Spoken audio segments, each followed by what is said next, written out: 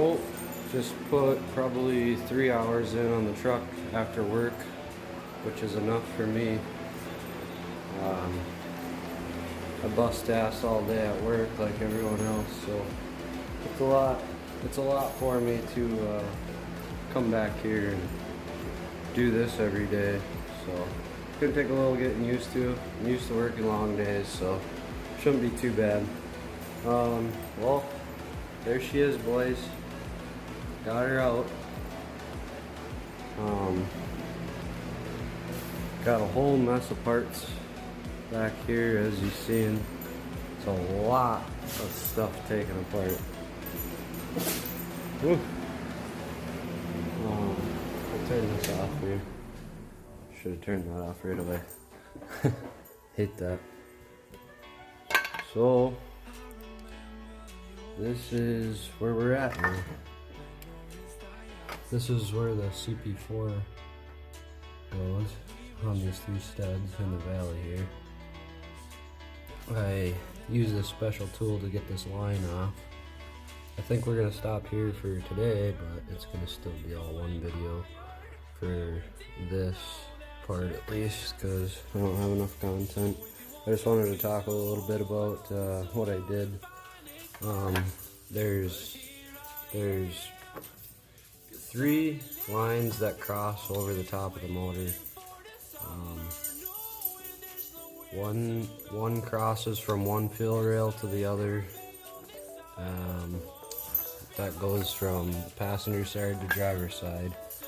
And then you can see right here, right there's three ports.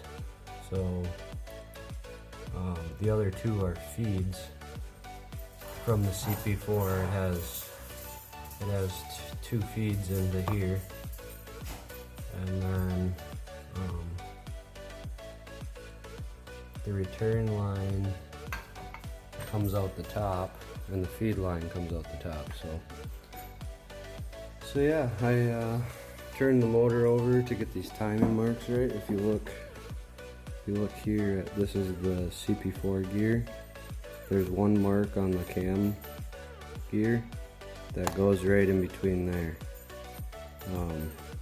This gear is pressed on, so what I did, what's easiest is I zip this nut off that's on here. Zip this nut off the front of the CP4, and then I unbolted the CP4, and then I was able to shimmy it a little bit, and then I took this pry bar here. I took this pry bar and I pried the CP4 back. It's not pressed on there very hard. I mean, on the forums, all the guys were saying that they just take it off with their hands or to hit it with my purse. I tried to hit it with my purse, but it didn't quite do it on this one. So yeah, pretty excited with the progress so far. A lot of stuff taken off. I used to be a mechanic, and this is a pretty big repair. I mean, it would have been probably easier just to put a motor in it, but a lot more expensive. So with that being said, I'll probably cut to another time lapse of taking more stuff apart. I need to tackle those turbo lines, which those are a little bit of a bugger too. There's this Jiffy line. You put this here on the line and close it, and then you turn it, and then it pops the line off. But you know, this one was easy to get to now with the CP4 out of the way, so I want to do it now. But here, if I can, I'll get a flashlight here. There's one way back down in there. You can barely see it. And for reference, this other coolant one, way back in here. It'll focus. Yeah, so that's gonna take a little bit of messing around with. I think I'm gonna do that tomorrow. But yeah, we'll see on the next day. For you guys, it'll be 3 seconds. For me, it'll be 24 hours.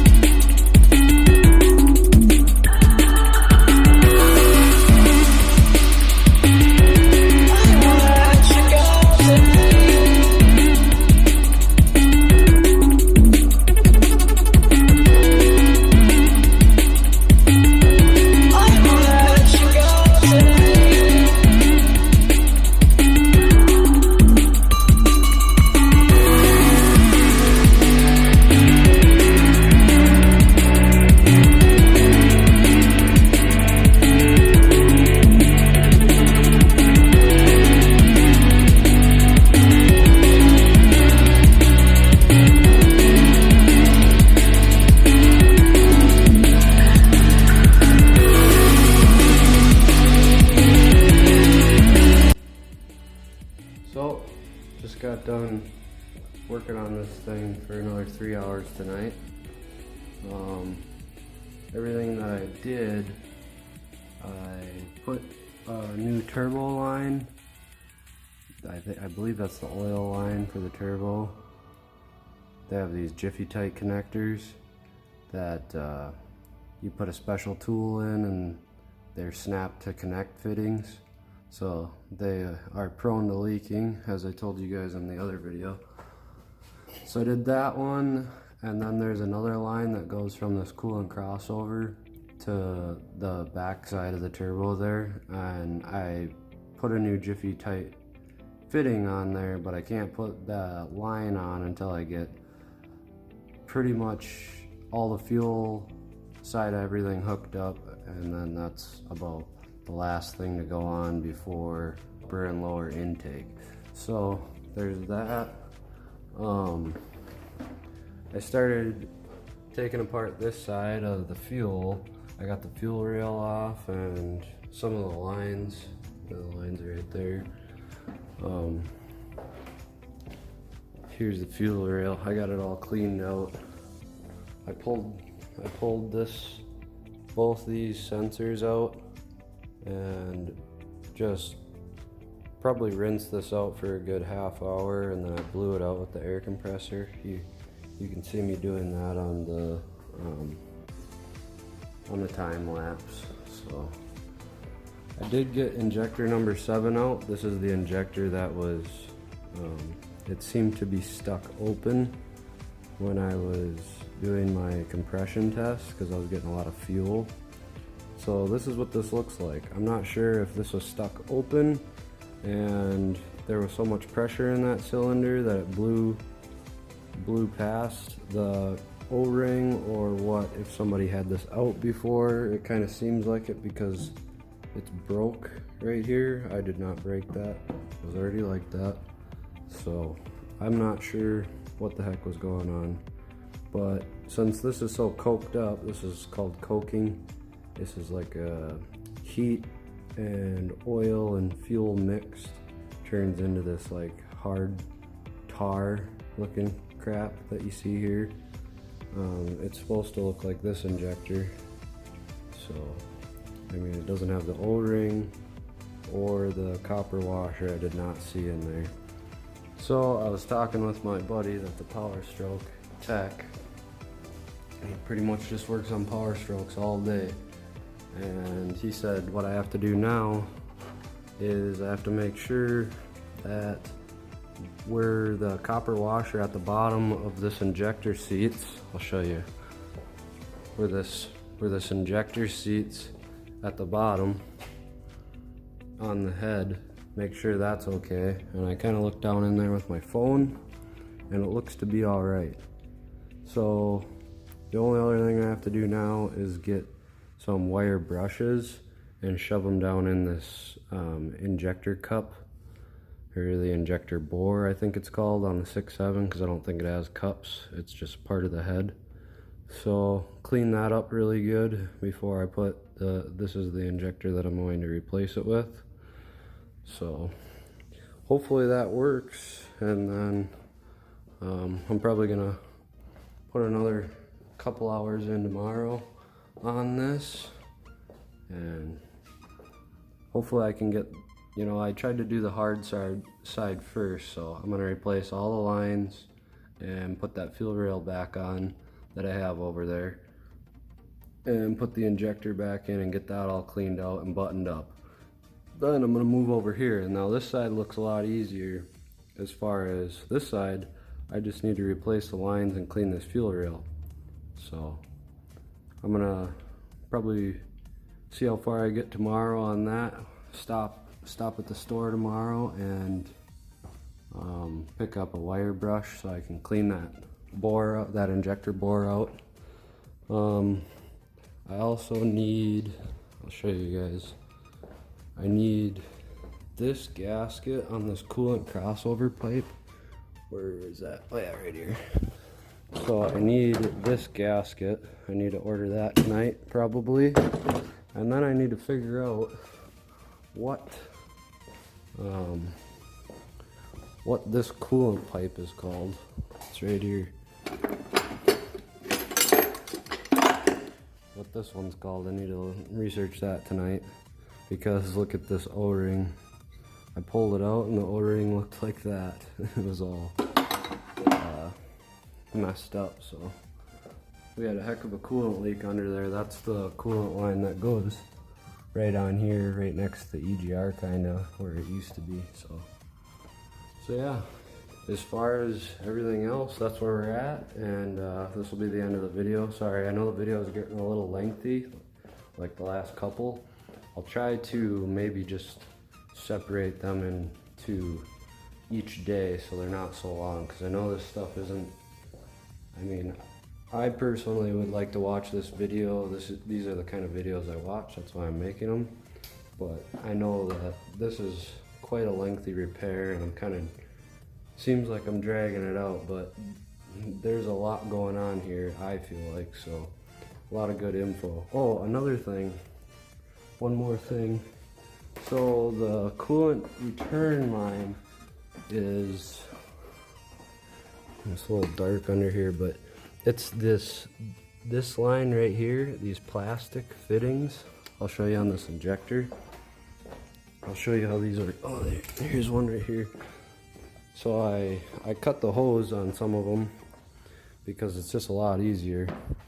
So that little deal there clips onto this blue thing.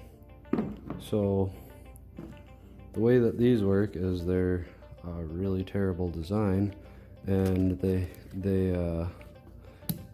clip down like that, and normally there's a little clip right in here, and what I did, since I'm replacing this line, is I reached in here with a pick and just barely touched it, and it broke, obviously, because it's not very good design, like I had said. And then you pull up on it like that, and it'll focus here.